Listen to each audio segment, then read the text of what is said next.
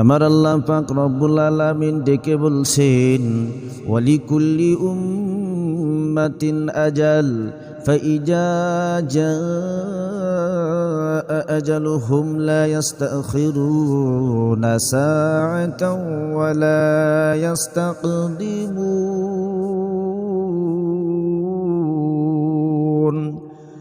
আল্লাহ রব্বুল আলামিন ডেকে বললেন, প্রত্যেকটা জাতির একটা নির্দিষ্ট সময় রয়েছে। এই নির্দিষ্ট সময় যখন এসে যাবে, মউতের ফেরেশতা আজরাইল যখন এসে হাজির হয়ে যাবে, এক সেকেন্ড এদিক ওদিক হওয়ার সুযোগ নাই। মউতের ফেরেশতা আজরাইল রূহ নেওয়ার জন্য এসে হাজির হয়ে গেছে। আপনি যদি মউতের ফেরেশতা আজরাইলকে বলেন, মউতের ফেরেশতা, এই এলাকার মধ্যে আমার 40 বিঘা জমি আছে, তোমারে আমি 20 বিঘা জমির মালিক বানায়া দিলাম, 1 বছর পর দেখা করিও। মালাকুল মউত কি মানবি? মউতের ফেরেশতা আজরাইল রূহ নেওয়ার জন্য এসে হাজির হয়ে গেছে। আপনি যদি বলেন আমার ব্যাংকের মধ্যে 10 লাখ টাকা ফিক্সড ডিপোজিট করা আছে, মউতের ফেরেশতা, তোমারে আমি 5 লক্ষ টাকা ঘুষ দিয়ে দিলাম, সামনের বছর দেখা করিও। মালাকুল মউত মানবি? আইনামা তাকুনু ইউদরিকুমুল মাউত। মৃত্যুর পরোয়ানা যখন আসবে, এক মুহূর্ত এদিক ওদিক হওয়ার সুযোগ নেই। আমার বাইরে এই দেহটার মধ্যে যতক্ষণ রূহ আছে, এই শরীরটার মধ্যে আপনার দাম আছে। কারণ আমরা দুনিয়ার মায়ায় পড়ে, এই দুনিয়ার মহব্বতে নিজের চেহারাটাকে, নিজের শরীরটাকে বড় মহব্বত করি, ভালোবাসি। এই শরীরের মধ্যে যদি কোনো রোগ দেখা দেয়, সর্বপ্রথম ভালো বিশেষজ্ঞ বিভাগীয় প্রধান তার কাছে যাই। এরপরে রোগ যদি ভালো না হয়, ঢাকা বড় ডাক্তার, বড় বিশেষজ্ঞর কাছে চলে যাই। এই জায়গার মধ্যে ওষুধ সেবন করেও যদি রোগ ভালো না হয়, এবার ভারত অ্যাপেল মাদ্রাজে চিকিৎসা নেওয়ার জন্য চলে যাই। কারণ জীবনটারে বড় মহব্বত করি, মায়া করি। কিন্তু নির্দিষ্ট সময় যখন এসে যাবি, মউতের ফেরেশতা আজরাইল রূহ নেওয়ার জন্য যখন এসে হাজির হবে, এই দুনিয়ার টাকা পয়সা, মায়া মহব্বত, বাড়ি গাড়ি কিছুই কাজে আসবে না। দুনিয়ায় টাকার পাহাড় তৈরি করেছেন, বিল্ডিং বাড়ি বানাইছেন, প্রাণের স্ত্রী, কেউ কোনো কাজে আসবে না। যেতে হবে খালি হাতে, যেতে হবে খালি হাতে, সঙ্গে কিছু যাবে না। 3.5 হাত জায়গা পাবি, পাবি না রে বিছানা। আজকে তুমি যাদের লাগি কোসো পাগল পাড়া, যেতে হবি একা একা, যেতে হবি একা একা, কেউ যাবে না তারা। ছাড়তে হবি মায়ার বন্ধন, ছাড়তে হবি মায়ার বন্ধন, সাদের এই বালাখানা। 3.5 হাত জায়গা পাবি, পাবি না রে বিছানা। মারহাবা। আমার ভাইরা, আমার বন্ধুগণ, এই দেহটার মধ্যে যতক্ষণ রূহ আছে, আপনার দাম আছে, একটা সিগনেচারেরও দাম আছে। কিন্তু এই জায়গা থেকে যখন রূহটা বাহির হয়ে যাবে, একটা গাড়ি যদি ভাঙ্গাড়ি দরে বিক্রি করা হয়, 10 বছর চালায়া ভাঙ্গাড়ি দরে বিক্রি করলে বিক্রি হয়। কিন্তু আপনার দেহ থেকে যখন রূহটা বাহির হয়ে যাবে, 4 পয়সার মূল্য দিয়ে কেউ কিনতে চাইবে না। বন্ধু, যাদের জন্য এত খাটুনি করলেন, রক্ত ঘামাইয়া খাওয়াইলেন, প্রাণের স্ত্রী সন্তান দিয়ে বিলাপ করে কান্না করবি, যতই কান্না করুক একদিনের উপর 2 দিন আপনার লাশটা দুনিয়ার মধ্যে রাখবে না, কারণ পছনি ধরে যাবে, গন্ধ বাহির হয়ে যাবে। যারে মারা যাবার পরে যেই ঘরের মধ্যে আপনার রাখা হবে, আপন স্ত্রী আপন সন্তান দেখবেন ওই ঘরের মধ্যে যাইতে ভয় পায়। তাহলে কার জন্য এই মায়ার পৃথিবীতে এত সম্পদের পাহাড় তৈরি করেছি? যাদেরকে নিজে না খাওয়াইছি, আজকে সেই সন্তান সেই স্ত্রী কোনো কাজই আসলো না। মনে রাখবেন, মৃত্যু আসে হায়াত নির্বাচন করি, বয়স নির্বাচন করে মৃত্যু আসে না। কত ভালো মানুষ একসঙ্গে চা খাইলাম, পরের দিন সকালবেলায় শুনলাম যে মারা গেছে। এমন ঘটনাও ঘটে কি ঘটে না? বন্ধু, হঠাৎ করে স্ট্রোকে মারা যায়। 80 বছরের দাদা বেঁচে আছি, 16 বছরের নাতি দুনিয়া থেকে মারা গেছে। মায়ের কোলে সন্তান দুনিয়ার মধ্যে ভূমিষ্ঠ হবার পর হাসপাতালের বেডের মধ্যে 10 মিনিট পরে মারা গেছে। এমন ঘটনাও ঘটছে।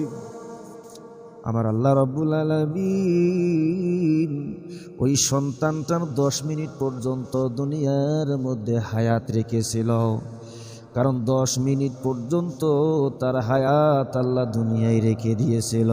পিতামাতার সন্তান যখন দুনিয়ার মধ্যে 10 মিনিট পরে মারা যায়, এই পিতামাতার কান্না থামানো যায় না, কারণ মা 10 মাস 10 দিন পেটের মধ্যে বোঝা বহন করেছে সন্তানটাকে। এই সন্তান যখন দুনিয়ার মধ্যে ভূমিষ্ঠ হবার পর মারা যায়, মায়ের অবস্থাটা কেমন হয়? আমার আল্লাহ ডেকে বলেন, বান্দিরে, যেই সমস্ত সন্তানগুলা নাবালেক অবস্থায় মারা যায়, আর পিতামাতা যদি অধৈর্য না হয়, আল্লাহর প্রতি বেজার না হয়, নারাজ না হয়, আমার আল্লাহ রাব্বুল আলামিন ওই নাবালেক বাচ্চাগুলোরই আমার আল্লাহ পাক রব্বুল আলামিন জান্নাতের মধ্যে যাওয়ার অনুমতি দিবে। এমন সময় ছোট্ট ছোট্ট বাচ্চাগুলি আল্লাহর কাছে ফরিয়াদ করবে, আল্লাহ,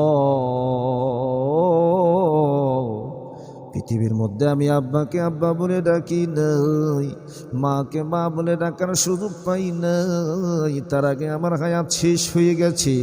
আল্লাহ, ওই সমস্ত পিতামাতাকে সাথে করে নিয়ে আমি জান্নাতের মধ্যে যেতে চাই। আল্লাহ রাব্বুল আলামিন হয়তো ভাই ছোট্ট ছোট্ট নাবালিক বাচ্চাগুলির ওসিলায় জান্নাতের মধ্যে দিতে পারেন। কোন সুবহানাল্লাহ। মনে রাখবেন, 3 ব্যক্তির কোনো গুনাহ লেখা হয় না, 3 ব্যক্তির কোনো গুনাহ লেখা হয় না।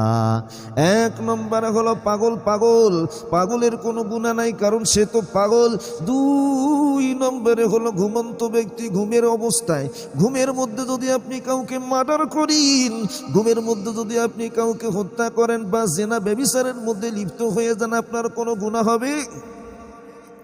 তাহলে বোঝা গেল ঘুমান্ত ব্যক্তি কোনো গুনাহ লেখা হয় না। নাম্বার 3 হলো কোনো নাবালেক বাচ্চা যদি মারা যায়, এই নাবালেকের কোনো গুনাহ লেখা হয় না। বন্ধু বাবাজির একটু গভীর মনোযোগ। তাহলে মায়ের কোলে সন্তান 10 মিনিট পর্যন্ত মারা যায়, কারণ এটা 10 মিনিট পর্যন্ত তার হায়াত ছিল দুনিয়ায়। বন্ধু, কত বাবার আগে সন্তান মারা যায়, কত দাদার আগে নাতি মারা যায়। তাহলে বোঝা গেল মৃত্যু আসে বয়স নির্ধারিত করে নয়, মৃত্যু আসে হায়াত নির্ধারিত করে। দুনিয়ার হায়াত যখন শেষ হয়ে যাবে, মৌতের ফেরেশতা আজরাইল এসে হাজির হবে। আল্লাহ রাব্বুল আলামিন বলছেন ওয়ান নাজিআতি গরকাও ওয়ান নাশিতাতি নাশতা। মৌত হলো দুই ধরনের, একটা হলো নেককারের মৃত্যু আর একটা হলো বদকারের মৃত্যু। আল্লাহ বলেন শপথ ওই সমস্ত ফেরেশতার যারা জোরাজুরি করে গভীর থেকে রূহ বাহির করে নিয়ে আসে, আবার শপথ ওই ফেরেশতার যারা মৃদুভাবে হালকাভাবে রুহের বাঁধন ছিঁড়ে দেয়। এই জায়গার মধ্যে আমরা বুঝলাম মানুষ হলো দুনিয়ার মধ্যে দুই ধরনের, একটা হলো বদকার মানুষ আর একটা হলো নেককার মানুষ। কোনো বদকার বান্দা যখন মারা যায়, মুমূর্ষু অবস্থায় পড়ে যায়, একেবারে ভয়ঙ্কর আকৃতির ফেরেশতা, বিকট আকৃতির ফেরেশতা বদকার বান্দার রূহ নেওয়ার জন্য যখন চলে আসি, বদকার বান্দার রুহটা ভেতরে ছোটাছুটি শুরু করে। এই রুহটা ভয়ঙ্কর আকৃতির চেহারা দেখার পর মৌতের ফেরেশতার রুহটা মাথার মগজে গিয়ে আশ্রয় গ্রহণ করি। আবার এই রুহটা কখনো নখের গোড়ায় গোড়ায়, পশমের গোড়ায় গোড়ায় গিয়ে আশ্রয় গ্রহণ করে। কিন্তু মৌতের ফেরেশতা আজরাইল এত নিষ্ঠুর হবে, ভেতর থেকে রুহটা টান মেরে নিয়ে আসবি। আল্লাহ বলছেন গরক মানে হলো ডুব দেওয়া, জোরাজুরি করা, ভেতর থেকে রুহটা টান মেরে বাহির করে নিয়ে আসবে। এ বন্ধু, বসি দিয়ে যেমন পুকুরে মাছ ধরা হয়, একবার যদি মাছ টোপটা গিলে ফেলি, হাজার ছোটাছুটি করলি মাছ কিন্তু বাহির হইতে পারে না। এমনই ভাবে বদকারের রুহটা কবজ করা হয়।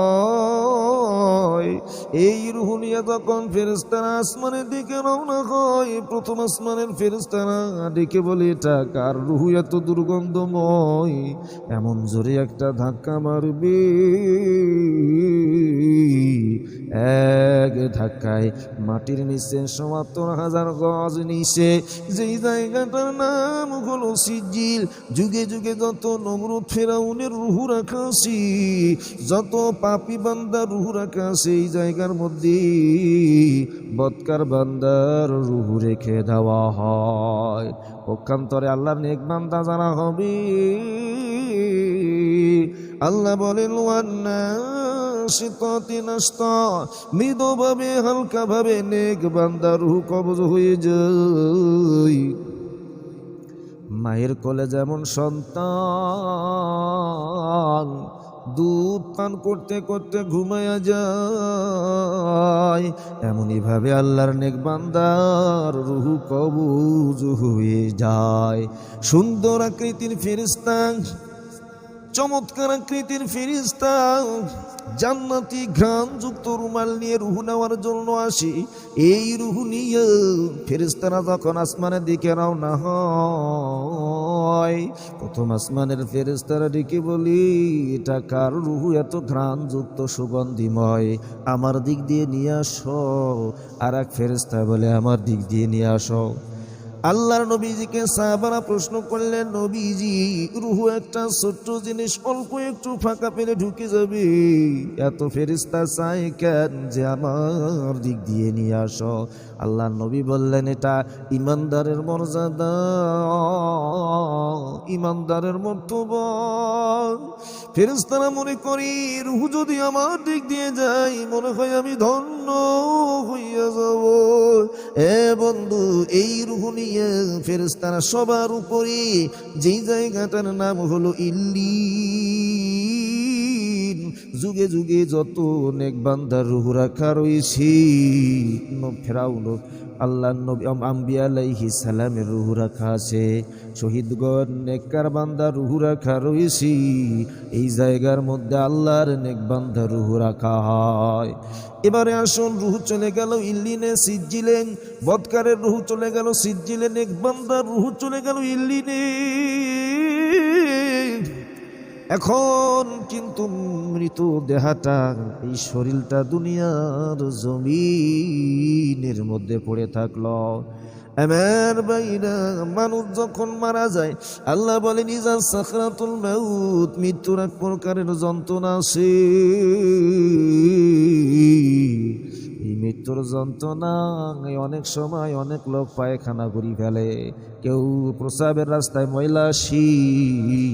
মানুষ যখন মারা যায় হাত যদি বাঁকা থাকি সোজা করে দিতে হয়, চোখ যদি খোলা থাকে বন্ধ করে দিতে হয়। বন্ধু, মুখ যদি খোলা থাকে বন্ধ করে দিতে হয়। দুনিয়ার কোনো বালিশ মাথার মধ্যে রাখা যাবে না, কারণ 1 ঘন্টা 2 ঘন্টা 2.5 ঘন্টা পর ওই বাঁকা হাত আর সোজা হবে না, খোলা চোখ আর বন্ধু হবে না। মাসালা হলো, যিনি গোসল করাবে মৃত লাশটারে আস্তে করে উঠাইয়া পেটের মধ্যে একটু পাম্প করবি। পাম্প করলে পায়খানার রাস্তার ময়লাটুকু বাহির হইয়া যাবে। হাতের মধ্যে কাপড় পেঁচাইয়া পায়খানার রাস্তা পরিষ্কার করে দেবে।